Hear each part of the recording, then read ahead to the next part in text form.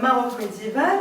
Quand vous rentrez dans l'exposition, vous avez un énorme premier objet que je ne vous montre pas ici, mais le deuxième objet star que vous avez dans l'exposition, c'est cet objet que vous avez là, qui est un lustre. Et un lustre qui vient de la mosquée El-Qarawiyyin. Donc voilà un objet qui est montré d'emblée comme un objet qui incarne ce Maroc médiéval qui va nous parler de l'identité marocaine, de l'État marocain, du souffle spirituel, etc., etc. Alors, si on regarde cet objet de plus près,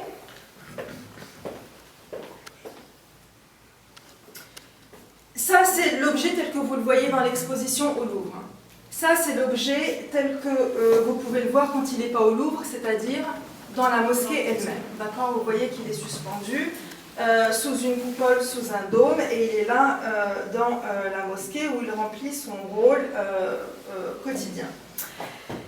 Est-ce que vous remarquez quoi que ce soit dans cet objet qui pourrait peut-être un petit peu déstabiliser cette identité marocaine qu'on lui donne? Bah, c'est pas le même. Si c'est le même. Les enfants. Les lampes, Oui, alors les lampes, quoi d'autre? Oui, alors ça oui, d'accord, des bougies et des lampes. Ensuite, quoi d'autre? Il est tout simplement délocalisé. Ici? Oui. Oui, il est décontextualisé, il est mis dans un nouveau contexte. D'accord, quoi d'autre? Sur l'objet lui-même, est-ce que vous remarquez quoi que ce soit? Oui, mais moi j'ai une cloche. Une cloche. Est-ce que tout le monde voit qu'il y a une cloche?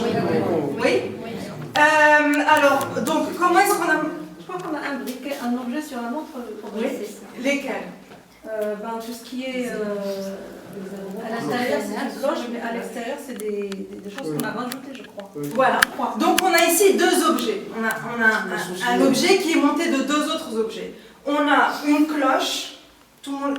Cette cloche, elle vient d'où? de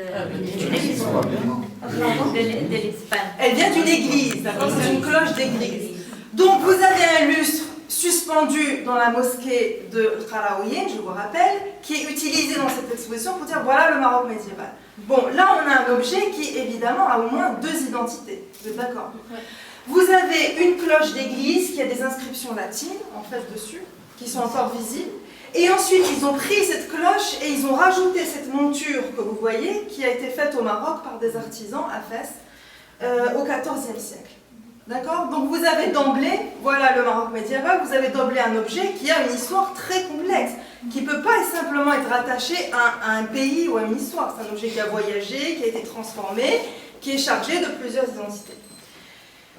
Donc, lustre cloche, là vous voyez la cloche, quand l'objet a été restauré dans les années 60, si je ne m'abuse, vous voyez ils ont enlevé la monture pour restaurer le bronze de la cloche et qui porte une inscription latine. Très intéressant, la cloche, on y voit encore des représentations figuratives, c'est-à-dire des gens qui sont représentés sur cette cloche. Et ensuite, grâce à Ibn Battuta, qui a écrit sur cette cloche aussi un texte intéressant dans lequel il raconte que la cloche a été trouvée de Gibraltar, une cloche pesant 15 quintaux. Et quand ils l'ont amenée à Fès, le sultan ordonna que la cloche soit transformée en lustre pour orner l'intérieur de la mosquée. D'accord? Bon, ce qui est donc, comme je vous le disais, ce qui est intéressant, c'est que vous avez des figures qui ont été martelées donc, par les chrétiens sur cette cloche d'église et que l'on voit toujours en fait aujourd'hui dans une mosquée. Donc voilà un objet qui déstabilise un peu toutes sortes de clichés qu'on a.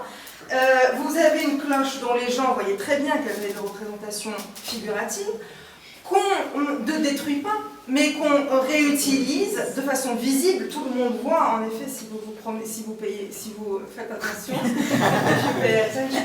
Donc, si vous faites attention, vous verrez que vous pouvez voir qu'il y a deux objets imbriqués, qu'il y a plusieurs histoires, que vous ne pouvez pas simplement limiter cet objet à une mosquée, etc.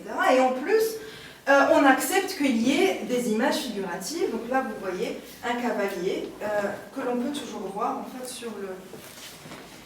sur le lustre. Alors tout ça pour répondre à cette première question, les objets qui témoignent de notre passé, ces objets, ils témoignent de plusieurs passés différents, ils ont plusieurs histoires et on ne peut pas les limiter à un discours, à une nation, etc.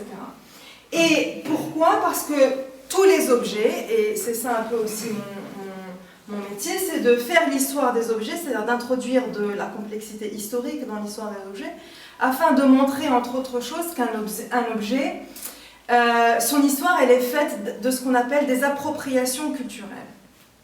Donc, autrement dit, un objet fabriqué quelque part, il est déjà, quand il est fabriqué, fait à partir d'autres objets qui servent de modèle, par exemple.